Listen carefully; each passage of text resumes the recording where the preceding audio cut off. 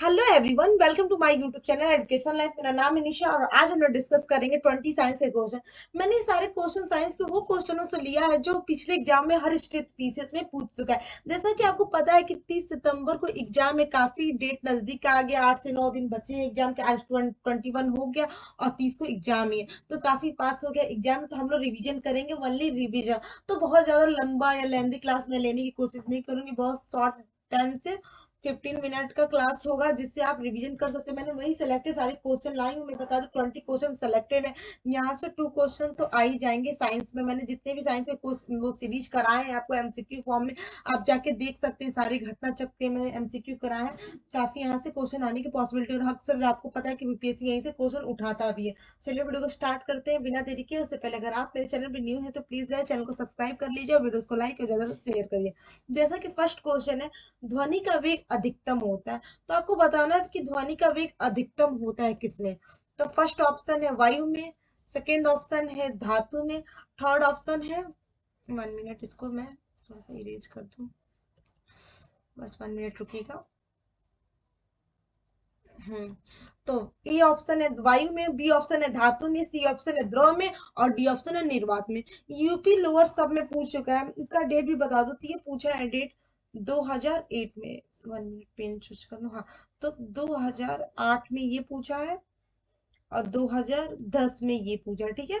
Uttarakhand PCS में ये पूछ चुका है 2010 में यही क्वेश्चन, और 2008 में यूपी लोअर सब में पूछा है 2008 में। ओके, तो चलिए। तो जो ध्वनि का वेग अधिकतम होता है तो किसमें, तो इसका राइट आंसर होगा ऑप्शन बी। क्या होगा, ऑप्शन बी। थोड़ा सा मैं समझाते।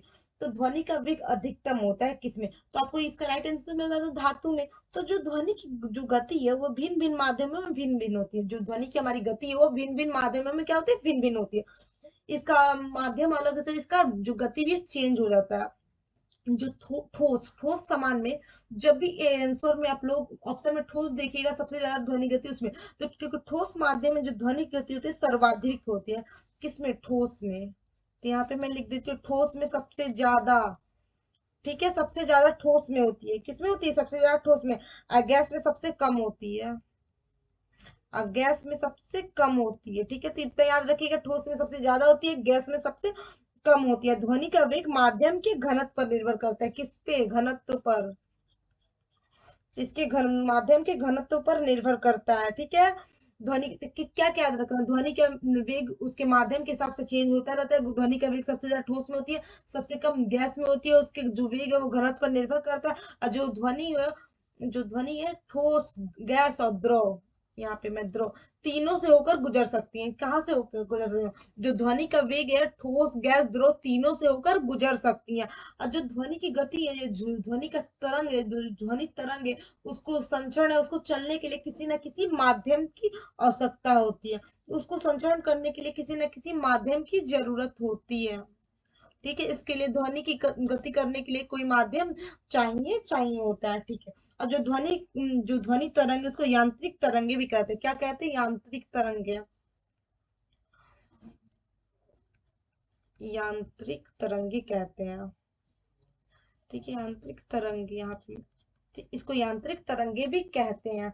किसको, तो क्या क्या याद रखना है, ध्वनि का वेग चलने के लिए किसी न किसी माध्यम की जरूरत होती है। ध्वनि का जो वेग है माध्यम के हिसाब से चेंज होता रहता है। इसका वेग भिन्न भिन्न माध्यम में भिन्न होता है। ध्वनि का वेग सबसे ज्यादा ठोस में होता है, ध्वनि का वेग सबसे कम गैस में होता है। और ध्वनि तीनों माध्यम, ठोस, गैस, द्रव, तीनों माध्यम से होकर गुजर सकती है। इतना आप लोग को याद रखा। ध्वनि तरंगों को यांत्रिक तरंगे भी कहते हैं। अगर इतना पॉइंट आप लोग को याद रहेगा तो मैं बता दावा करती हूँ एक भी क्वेश्चन इससे बाहर नहीं पूछेगा एग्जाम में। चलिए नेक्स्ट क्वेश्चन पे जाते हैं अपना। नीचे दिए गए विकल्पों में से किसमें ध्वनि आर पार नहीं जा सकती। तो ऑप्शन ए पानी, ऑप्शन बी लोहा, ऑप्शन सी निर्वात, ऑप्शन सी डी वायु। ये यूपी पीसीएस प्री 1990 में पूछा है। तो आपको बताया कि ध्वनि को ये तरंगे या ध्वनि को चलने के लिए किसी न किसी माध्यम की जरूरत होती है। किसकी, माध्यम की जरूरत होती है। तो अगर निर्वात में तो कोई माध्यम नहीं, इसी वजह से ध्वनि की तरंगे निर्वात में नहीं चलती, नहीं पार कर सकती। ठीक है, चलिए देखिए, अलग अलग वही क्वेश्चन अलग अलग एक वो साल में या अलग अलग एग्जाम में कैसे पूछेगा। वायु में ध्वनि तरंगे होती है तिरछी, अनुदैर्ध्य, विद्युत चुम्बकी या ध्रुवीकृत। तो जो वायु में ध्वनि तरंगे होती है अनुदैर्ध्य तरंगे। ठीक है, नेक्स्ट क्वेश्चन है, बीपीएससी 2010 में ही पूछा है। ध्वनि तरंगे नहीं चल सकती ठोसों में, गैस में, द्रव में, निर्वात में। अभी बताया कि ध्वनि को चलने के लिए, ध्वनि तरंगों को चलने के लिए किसी न किसी माध्यम की जरूरत पड़ती है।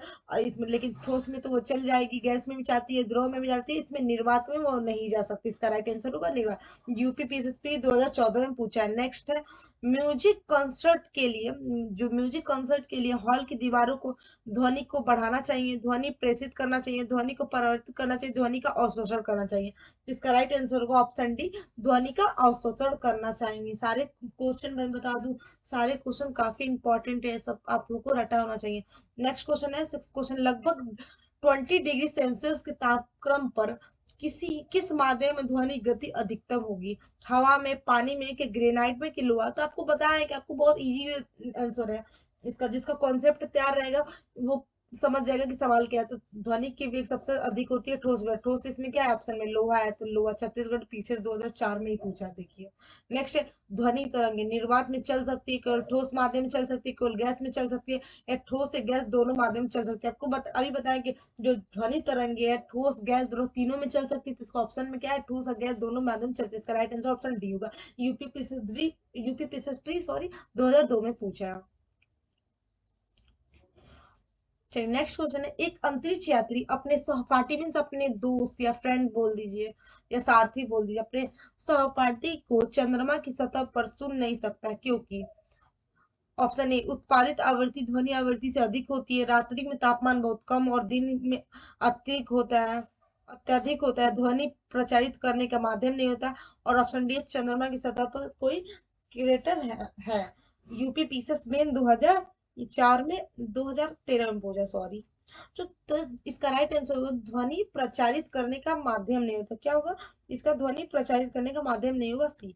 क्योंकि चंद्रमा आपको पता है वायुमंडल नहीं होता है, और वायुमंडल नहीं होता है तो आप एक ध्वनि को, आपको पता है कि चलने के लिए किसी न किसी माध्यम को जरूरत पड़ती है, इसी वजह से वो एक दूसरे की बात नहीं सुन सकते। ठीक है, नेक्स्ट क्वेश्चन है, ध्वनि के स्रोत एवं परावर्तित सतह के बीच न्यूनतम कितनी दूरी होनी चाहिए जिससे वो प्रतिध्वनि स्पष्ट रूप से सुनाई दे सकेगी?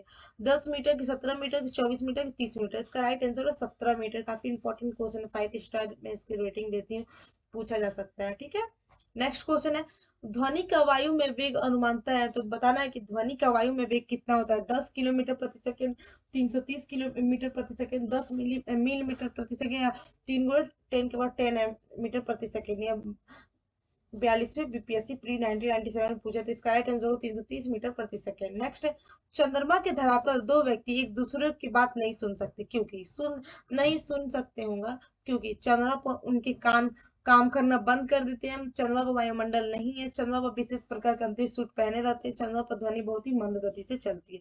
तो इसका राइट आंसर क्या होगा? बहुत इजीली आप लोग बता सकते हैं, चंद्रमा पर वायुमंडल नहीं है। नेक्स्ट है, चमगादड़ अंधेरी रातों में उड़ सकते हैं और अपना शिकार भी कर सकते हैं, इसका कारण क्या है? उनकी आंखें के तारे बड़े होते हैं, उनकी रात्रि दृष्टि बहुत अच्छी होती है, प्रत्येक चिड़िया ऐसा कर सकती है, वे प्रध्वनि तरंगे निकालते हैं और उन्हीं के द्वारा निर्देशित करते हैं। तो इसका राइट आंसर क्या होगा? जो चमगादड़ है वो प्रसर्व तरंगे, प्रध्वनि तरंगे निकालते हैं, उन्हीं के द्वारा वो निर्देशित होते हैं। ठीक है, नेक्स्ट है, प्रसर्व ध्वनिया है जिनकी आवृत्ति होती है, तो पता ना कि प्रसर्व ध्वनि की आवृत्ति कितनी होती है? 20,000 हर्ट्ज से अधिक, 10,000 हर्ट्ज से अधिक, 10,000 सॉरी 1,000 हर्ट्ज से के बराबर है, 10,000 हर्ट्ज से कम, या उपयुक्त में से कोई नहीं। तो इसका राइट आंसर होगा 20,000 हर्ट्ज से अधिक। ठीक है, ऑप्शन ए। नेक्स्ट है, मनुष्य की श्रव्यता की सीमा क्या है? 20 हर्ट्ज से 2,000 हर्ट्ज श्रव्यता में मनुष्य की सुनने की क्षमता क्या है? तो 20 हर्ट्ज से 2,000 हर्ट्ज, 80 हर्ट्ज से 100 हर्ट्ज, 2 लाख हर्ट्ज से 4 लाख हर्ट्ज, 0 हर्ट्ज से 20 हर्ट्ज? तो इसका राइट आंसर होगा, बताइए, 20 हर्ट्ज से 20,000 ठीक है। नेक्स्ट क्वेश्चन है, एक जैव पद्धति जिसमें प्रसर्व ध्वनि का उपयोग किया जाता है, सोनोग्राफी, ईईजी, ईसीजी, एक्सरे? तो इसका राइट आंसर होगा सोनोग्राफी भी इंपॉर्टेंट क्वेश्चन है। ठीक है, नेक्स्ट है, डेसिबल इकाई का प्रयोग किया जाता है प्रकाश की तीव्रता नापने के लिए, ध्वनि की तीव्रता नापने के लिए, भूकंप का गतिमान नापने के लिए, उपयुक्त में से कोई नहीं। तो जो डेसिबल इकाई का ध्वनि की तीव्रता मापने के लिए किया जाता है, आपको भी पता होगा। नेक्स्ट है, मनुष्य के लिए शोर की सह सीमा करीब करीब होती है, तो मनुष्य के कानों के लिए कितना शोर वो क्षमता कर सकता है, उसके में कितना क्षमता है, कितना शोर सुनने का? वो 85 डेसिबल, 45 डेसिबल, 125 डेसिबल, 155 डेसिबल। तो इसका राइट आंसर होगा 85 डेसिबल। ठीक है। नेक्स्ट है, एक मजदूर, ये यहाँ पे एक होगा, एक मजदूर रेल की पटरी पर कार्य कर रहा था। एक लड़का कुछ दूरी पर अपने कान पटरियों पर रखकर जब मजदूर द्वारा की जाने वाली हथौड़ी की आवाज को सुनता है तो उसे दो बार आवाजें सुनाई देती है। इसका कारण क्या है? तो मान लीजिए ये रेल की पटरी है, ठीक है, यहाँ पे मजदूर काम कर रहे हैं हथौड़ा से, या कुछ ठक ठक ठक ठक ऐसे कर रहा है। यहाँ पे कोई लड़का है, वो यहाँ पे कान लगा के सुन रहा है, तो उसको ये जो आवाज यहाँ पे ठक ठक ठक ठक कर रहा है, दो बार सुनाई दे रहा है। ऐसा क्यों? तो ऐसा क्यों सुनाई दे रहा है? तो देखिए इसका ऑप्शन क्या है। ध्वनि का वेग इस्पात में वायु के अपेक्षा अधिक है। ध्वनि का वेग वायु में इस्पात के अपेक्षा अधिक है। ध्वनि तरंगे रेल की पटरियों के बीच परावर्तित होती है। उसके कान ध्वनि की शोर से भिन्न दूरी पर है। इसका राइट आंसर क्या होगा? आप लोगों को क्या पता है? काफी इंटरेस्टिंग क्वेश्चन है। इसका आंसर होगा, आप लोग बता भी सकते हैं क्योंकि आप लोगों को कॉन्सेप्ट पता है। तो आपको पता है ध्वनि का जो वेग है इस्पात में वायु की अपेक्षा अधिक होता है। ध्वनि का वेग ठोस में सबसे ज्यादा होती है, तो इस्पात ठोस होता है, तो ध्वनि का वेग ठोस में सबसे ज्यादा होती है, वायु से भी ज्यादा होती है। इस वजह से दो बार सुनाई देती है, क्योंकि ध्वनि का वेग ठोस में गैस की अपेक्षा अधिक होती है और ध्वनि का वेग इस्पात में अधिक होता है, जिस कारण रेल की जो पटरी से होकर ध्वनि पहले पहुंचेगी, उसके बाद से वायु से एक बार तो रेल की पटरी से होकर पहुंचेगा, फिर एक बार वायु से होकर, इसको उसको दो बार आवाजें सुनाई देती है। ठीक है, लॉजिकल थोड़ा थोड़ा क्वेश्चन। ठीक है, नेक्स्ट क्वेश्चन है, टेलीविजन के दूरस्थ नियंत्रण के लिए किस प्रकार की विद्युत चुम्बकीय विकिरण का उपयोग किया था? और दृश्य परावैंगनी उपयोग में से कोई नहीं। तो आपको बताना, ये क्वेश्चन मैंने आपको पहले भी करा चुका है। क्या आप लोग को इसका आंसर पता है? अगर पता है तो बताइए, चलिए कमेंट सेक्शन में आप लोग कमेंट करके बताइएगा। नेक्स्ट क्वेश्चन, निम्न में से किसकी तरंग लंबाई सबसे अधिक होती है? तो आपको बताया निम्न में से किसकी तरंग लंबाई सबसे अधिक होती है। इंफ्रारेड, दृष्टिगोचर प्रकाश, एक्स किरणें, रेडियो तरंगे। काफी बार इस बार ही पूछा था बीपीएससी में, जिसका एग्जाम कैंसिल हो गया, फिर होने वाला है। तो इसका राइट होगा रेडियो तरंगे। रेडियो तरंगे की लंबाई सबसे अधिक होती है। इसका क्रम बता देते हैं। देखिए आगे रेडियो तरंगे होगा, मान लीजिए रेडियो तरंगे, फिर होगा माइक्रोवेव, यहाँ पे माइक्रोवेव, ठीक है, माइक्रोवेव होगा, उसके बाद से होगा औरक्त, और रक्त किरणें, फिर होगा दृश्य प्रकाश, दृश्य प्रकाश, ठीक है, फिर होगा परावैंगनी, परावैंगनी विकिरण, मैं परावैंगनी ही लिखूंगी। अब फिर होगा एक्स किरणें, ये ऐसे करते रहेगा, एक्स किरणें, आप लोग सीक्वेंस याद करिएगा। एक्स किरणें, किरण या गामा, फिर गामा किरणें। ठीक है, तो आगे क्या होगा? रेडियो तरंगे, माइक्रोवेव, और रक्त किरणें, दृश्य प्रकाश, परावैंगनिक किरणें, फिर होगा एक्स किरणें, फिर गामा किरणें। ठीक है, तो आप लोग याद रखिएगा। नेक्स्ट क्वेश्चन, एक टीवी सेट को चलाने के लिए निम्नलिखित में से किस एक का टीवी रिमोट नियंत्रण इकाई द्वारा प्रयोग किया जाता है? प्रकाश तरंगे, सूक्ष्म तरंगे, ध्वनि तरंगे कि रेडियो तरंगे? इसका राइट आंसर क्या होगा? इसका राइट आंसर होगा रेडियो तरंगे। क्या होगा? ऑप्शन डी इसका राइट होगा। तो यहीं पे जो हमारा 20 क्वेश्चन था ये खत्म हुआ। अगर क्वेश्चन अच्छा लगा, वीडियो अच्छा लगा, तो प्लीज मेरे चैनल को सब्सक्राइब करिएगा, वीडियोस को लाइक और ज्यादा शेयर करिएगा। फिर मिलते हैं नेक्स्ट वीडियो में ऐसे ही रिवीजन क्लास में, तब तक आप पढ़ते रहिए। Best of luck.